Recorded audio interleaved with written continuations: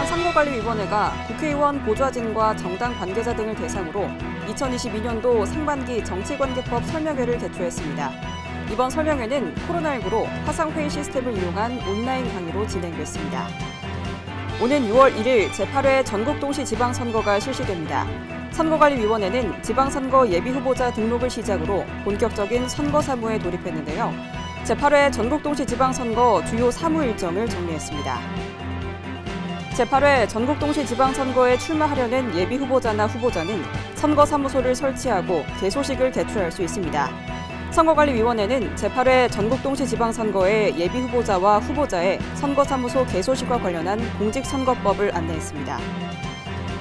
부산시 선거관리위원회가 낙동강 대저생태공원 안에 있는 유채꽃밭에 깊은 모양의 꽃길을 조성하는 등 제8회 전국동시지방선거에서 유권자 투표 참여를 홍보하기 위한 이색 이벤트를 진행했습니다.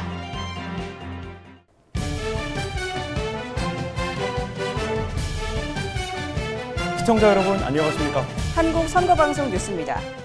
중앙선거관리위원회는 해마다 국회의원 보좌진과 정당 관계자 등을 대상으로 정치관계법 설명회를 개최하고 있습니다.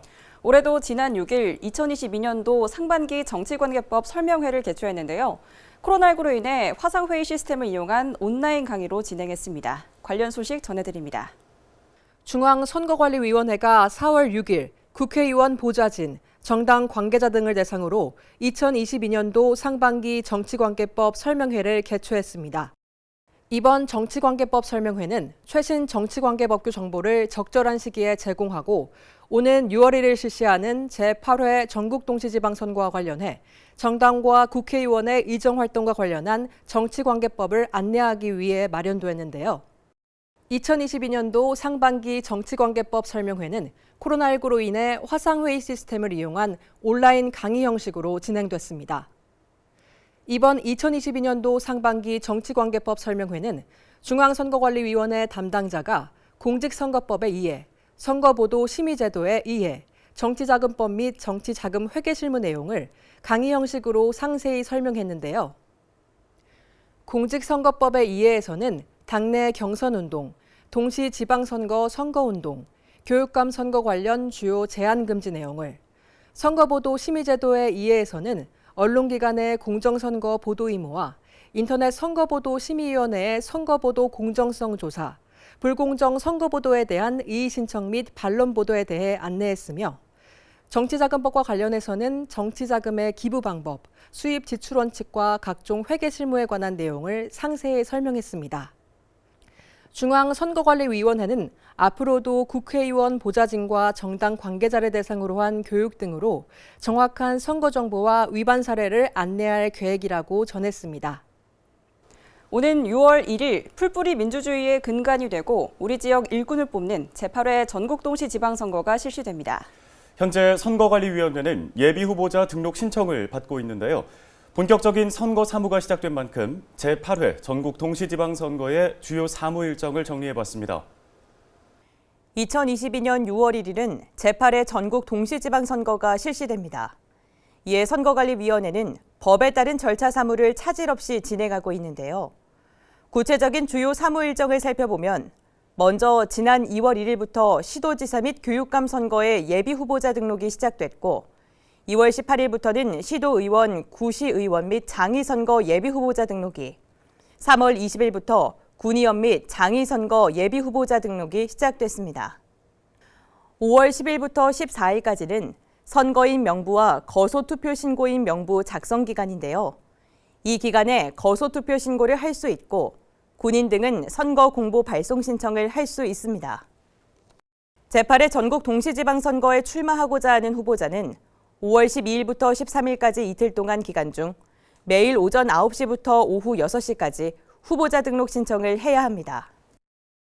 선거 운동 기간은 5월 19일부터 선거일 전일인 5월 31일 자정까지로 법에서 정한 방법으로 선거 운동을 할 수 있습니다. 5월 20일까지 선거벽보가 첩부되고 5월 22일까지 각 가정에 투표 안내문과 선거 공보가 발송됩니다. 제8회 전국 동시지방선거의 사전투표는 5월 27일부터 28일까지 이틀 동안의 기간 중 매일 오전 6시부터 오후 6시까지 진행됩니다. 6월 1일 수요일 오전 6시부터 오후 6시까지 선거일 투표가 실시되며 투표 종료 후 개표가 시작됩니다.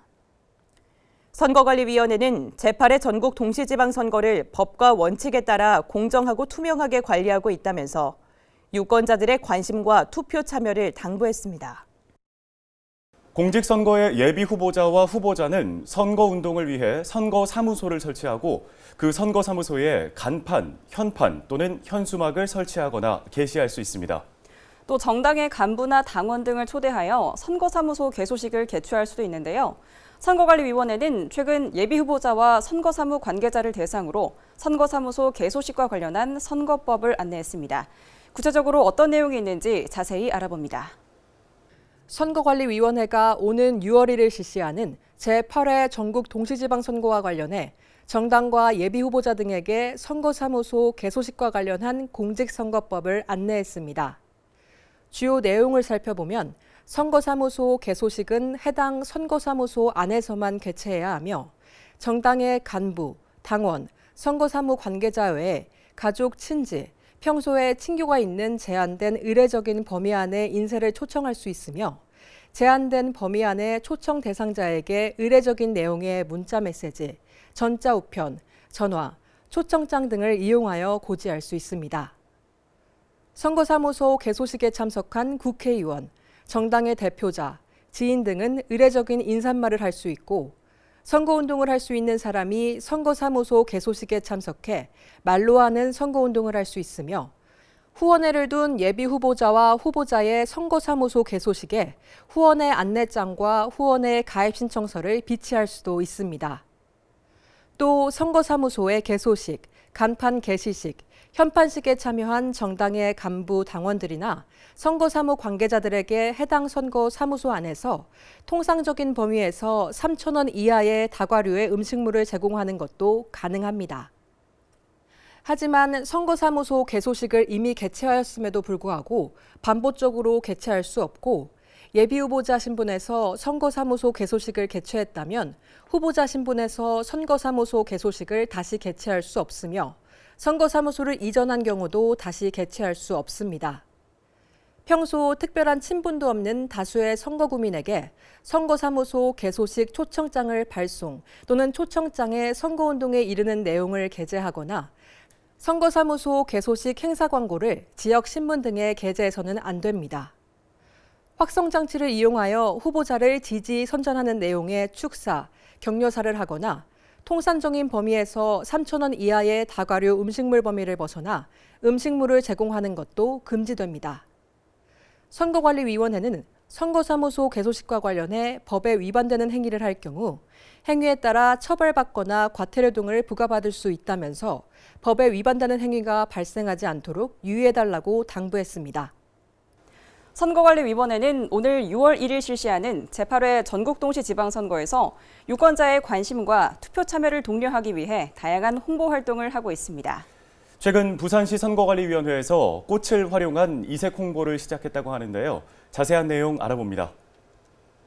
부산시 낙동강 대저 생태공원 안에 있는 유채꽃밭. 이곳에 기표 모양의 꽃길이 조성되어 있습니다.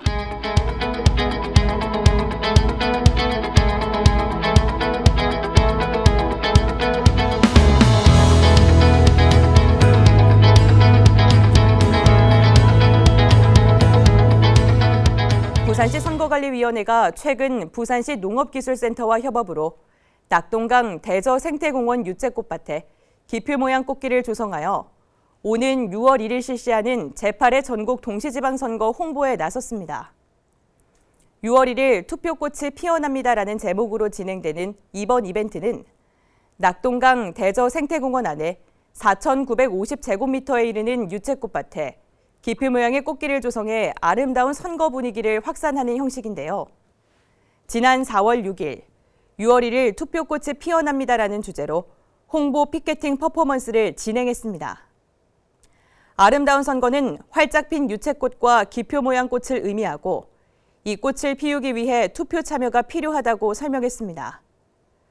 부산시 선거관리위원회는 유채꽃밭을 방문하는 유권자뿐 아니라 구포대교 운전자 등에게도 지속적으로 투표 참여 메시지를 노출해 지속적으로 홍보할 계획이라면서 제8회 전국 동시지방선거에 관한 유권자들의 지속적인 관심을 당부했습니다.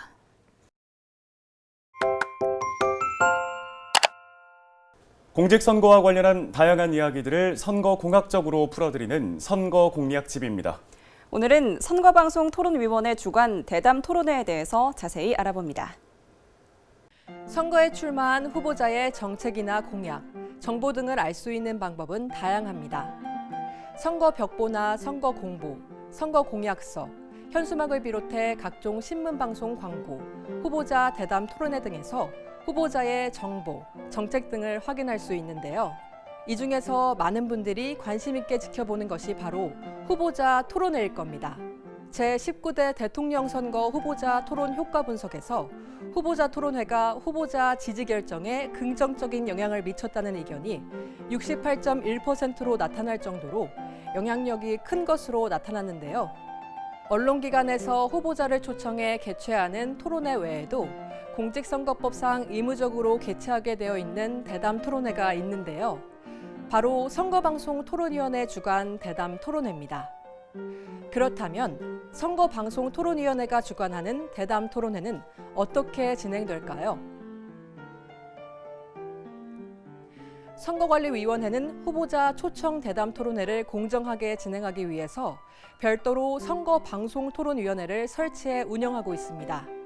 선거방송토론위원회가 주관하는 후보자 대담이나 토론회는 공직선거법에 의해 초청 대상자나 횟수 등이 정해져 있는데요. 오는 6월 1일 실시하는 제8회 전국동시지방선거를 예로 들어 설명해 볼까요? 시도지사 선거는 후보자 중에 1인 또는 수인을 초청해 1회 이상 대담 토론회를 실시하고 비례대표 시도의원 선거는 해당 정당의 대표자가 비례대표 시도의원 후보자 또는 선거운동을 할 수 있는 사람 중에서 지정하는 1명 또는 여러 명을 초청하여 1회 이상 실시합니다. 자치구, 시군의 장선거는 선거운동 기간 중 1회 이상의 대담 토론회 또는 합동 방송 연설회를 개최합니다. 선거방송 토론위원회가 후보자 대담 토론회를 개최하는 때에는 법이 정하는 후보자를 초청 대상으로 하는데요. 지방자치단체의 장선거는 국회에 5석 이상 의석을 보유한 정당이 추천한 후보자, 직전 대통령 선거, 비례대표 선거에서 3% 이상 득표한 정당이 추천한 후보자, 최근 4년 이내 해당 선거구에서 실시된 대통령 선거, 지역구 국회의원 선거 또는 지방자치단체의 장선거에 입후보하여 10% 이상을 득표한 후보자, 언론기관이 실시하여 공표한 여론조사에서 평균 지지율 5% 이상의 후보자가 대상자가 됩니다. 비례대표 시도의원 선거는 국회에 5석 이상 의석을 보유한 정당과 직전 대통령 선거, 비례대표 선거에서 3% 이상 득표한 정당의 대표자가 지정한 후보자, 언론기관이 실시하여 공표한 여론조사에서 평균 지지율 5% 이상의 지지를 얻은 정당의 대표자가 지정한 후보자가 초청 대상입니다. 한편 선거방송토론위원회는 초청 대상에 포함되지 아니하는 후보자를 대상으로 대담 토론회를 개최할 수 있도록 규정하고 있습니다. 선거방송토론위원회가 주관하는 대담이나 토론회는 유권자가 후보자의 정책과 공약, 자질과 능력을 비교하거나 검증할 수 있는 좋은 기회죠. 그렇다면 유권자는 이 대담이나 토론회를 어떻게 봐야 할까요? 유권자가 후보자 대담이나 토론회를 볼 때 후보자들에게 원하는 것이 무엇인지, 어떤 후보자들이 그에 부합하는지 등과 같은 몇 가지 핵심 포인트를 염두에 두고 집중해서 보는 것이 좋은데요. 이와 관련해 중앙선거방송토론위원회는 효과적인 토론회 시청을 위한 가이드를 안내하고 있습니다. 먼저 후보자 TV토론회가 열리기 전부터 선거 진행 상황을 체크하고 자신의 정치적 신념과 성향을 내려놓고 토론회를 보는 것이 좋으며 후보자들이 제시하는 쟁점과 해결 방안에 초점을 맞춰서 보고 후보자들의 주장이 납득할 만한 근거를 바탕으로 하고 있는지 판단해보며 토론회 시청 후 후보자의 발언을 꼼꼼하게 따져보는 것 등이 있는데요. 중앙선거방송토론위원회 홈페이지에는 후보자들의 비전과 정책, 토론에 임하는 자세 등을 평가할 수 있는 선거방송 토론 바로보기 평가표도 게시되어 있습니다. 우리 지역의 일꾼을 뽑는 제8회 전국 동시지방선거가 얼마 남지 않았습니다. 우리 지역을 책임질 일꾼을 뽑는 만큼 후보자를 비교하고 검증할 수 있는 시간인 후보자 대담 토론회에 유권자 여러분의 많은 관심과 시청이 필요합니다. 지금까지 선거 공약 집이었습니다.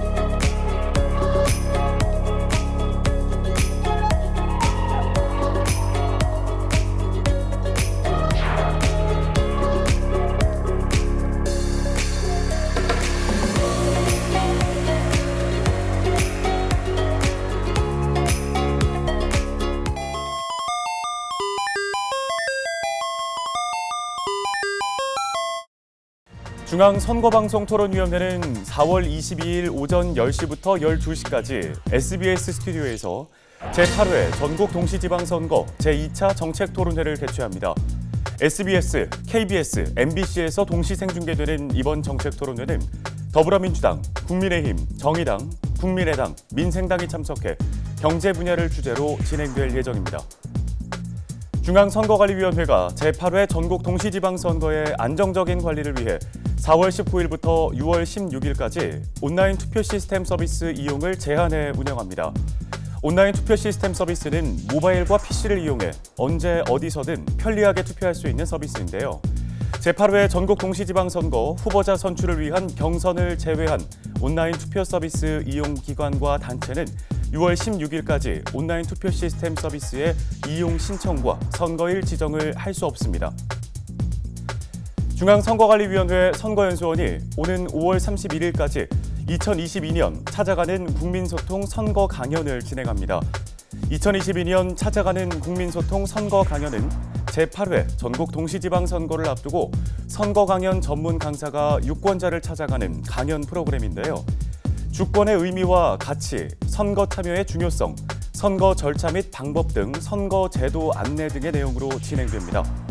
2022년 찾아가는 국민소통 선거 강연 참가를 희망하는 기관이나 단체는 선거연수원 홈페이지에서 신청하면 됩니다.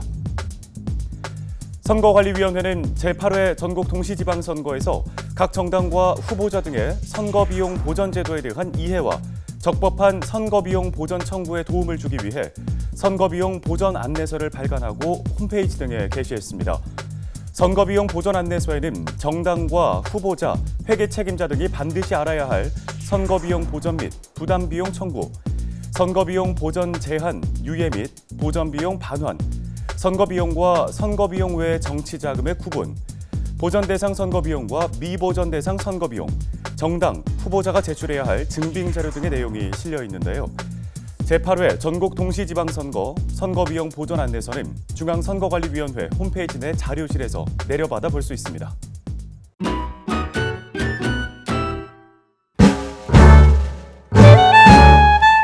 안녕하세요. 저는 경기도 파주에서 어린이집을 운영하고 있는 이수진입니다. 저는 이제 어린이집을 운영하는 방침은 좀 더 아이들이 즐겁고 그리고 많은 사랑을 좀 많이 받았으면 좋겠어서 이제 그런 부분들을 선생님들하고 항상 이야기를 하고 아이들이 많이 사랑을 받아야 또 사랑을 베풀 줄 아는 아이가 되지 않을까 싶어서 그런 부분들로 좀 어린이집 분위기도 좀 많이 활기차게 그렇게 이제 운영하고 그런 부분들을 중점을 잡고 있습니다. 괜찮아요, 선생님. 나오셔도 돼요. 나오셔도 돼요. 화장실? 너무 귀엽죠? 이 소리 좀 들어가도 돼요? 얘기할까요? 어린이집을 운영하면서 느끼는 이제 보람은 이제 아장아장 기어 다닐 때부터, 걸어 다닐 때부터 이제 아이들이 이제 오면서 점점 크면서 이제 다양한 활동들을 하고 좀 되게 소극적이었던 친구들이 이제 기관 생활을 하면서 밖에 나가서도 어른들께 인사드리고 좀 더 적극적으로 많이 변화됐다고 많이 말씀을 해주세요. 지금 코로나 시대로 좀 많이 어려움이 있어요. 어려움도 있고 면역력이 약한 어린이들이기 때문에 다양한 외부 활동이나 이제 다른 활동들을 좀 다양하게 하지 못하고 있어가지고 좀 아이들한테 여러 가지 활동을 제공해주지 못하고 있는 것 같아서 그게 제일 아쉽습니다.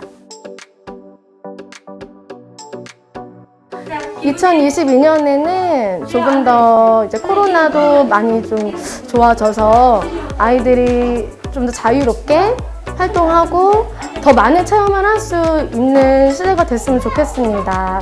그리고 이제 지방선거가 이제 얼마 남지 않았는데 유권자들 모두 투표 열심히 꼭 부탁드립니다. 오늘 한국선거방송 뉴스는 여기까지입니다. 시청해주신 여러분 고맙습니다.